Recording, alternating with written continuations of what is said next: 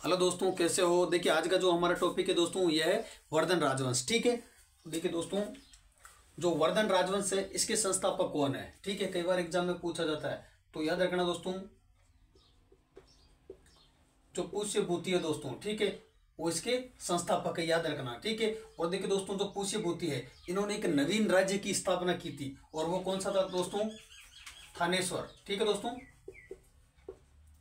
थानेश्वर कई बार एग्जाम में पूछा जाता है, याद रखना। धर्म, ठीक है, देखिए जो पुष्य भूति है ये किस धर्म का अनुयायी था, तो ये शैव धर्म का अनुयायी था, याद रखना। ठीक है, ये दोस्तों शैव धर्म का अनुयायी था। ओके, अब देखिए दोस्तों जो वर्धन राजवंश है इसमें शासक तो और भी थे, जैसे नरवर्धन है, आदित्य वर्धन है, ठीक है, प्रभाकर वर्धन है, राज्यवर्धन थे, लेकिन जो शक्तिशाली शासक थे वो थे प्रभाकर वर्धन। ठीक है, तो याद रखना जो शक्तिशाली शासक थे वो थे प्रभाकर वर्धन। ओके दोस्तों, अब देखिए जो प्रभाकर वर्धन है इनके दो पुत्र और एक पुत्री थी। ठीक है, तो दोस्तों देखिए जो एक पुत्र था उसका नाम था राज्यवर्धन, राज्यवर्धन, और जो दूसरा पुत्र था दोस्तों उसका नाम था हर्षवर्धन, हर्षवर्धन, और जो पुत्री थी उसका क्या नाम था दोस्तों, राज्यश्री। ठीक है दोस्तों, इसका नाम राज्यश्री था, और इसका जो विवाह होता है दोस्तों किसके साथ में होता है, मौखरी के शासक ग्रीवर्मन के साथ में इसका विवाह होता है, याद रखना। अब देखिए दोस्तों जब प्रभाकर वर्धन है इसका देहांत हो जाता है तो जो उत्तराधिकारी बनता है, जो उत्तराधिकारी बनता है वो बनता है राज्यवर्धन, लेकिन जो राज्यवर्धन है दोस्तों इसकी युद्ध में हत्या कर देता है शशांक। ठीक है, शशांक के द्वारा इसकी हत्या कर दी जाती है दोस्तों,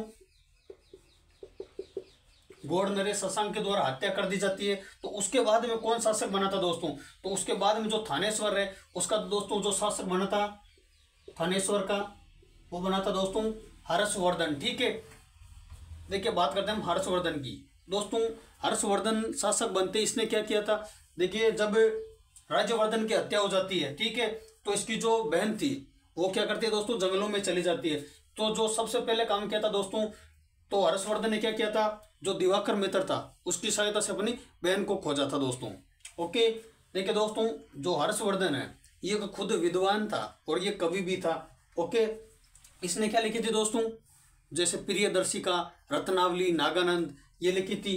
देखिए दोस्तों जो हर्षवर्धन है इनके दरबार में कवि थे दोस्तों जिनका नाम था बाणभट्ट। ठीक है दोस्तों, जो बाणभट्ट है, बाणभट्ट ने क्या लिखी थी दोस्तों, कादम्बरी। कई बार एग्जाम में पूछा जाता है दोस्तों कादम्बरी।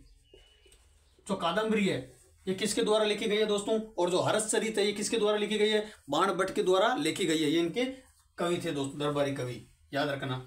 अब देखिए दोस्तों जो हर्षवर्धन है, ठीक है, हर्षवर्धन है ये पुलकेशिन द्वितीय के साथ में युद्ध करता है, जिसमें दोस्तों जो पुलकेशिन द्वितीय है ये जीत जाता है दोस्तों। ठीक है, और इसमें दोस्तों जैसे पूछा जाता है कि जो एहोल अभिलेख है ये किसके द्वारा लिखा गया है, तो वो रवि कर्ती के द्वारा लिखा गया है।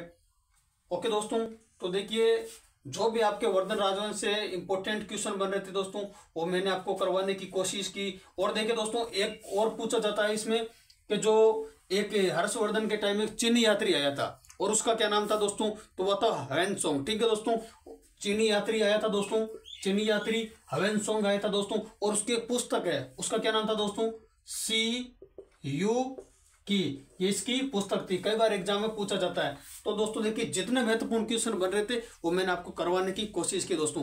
क्लास कैसी लगी कमेंट में जरूर बताना। जय हिंद, जय भारत।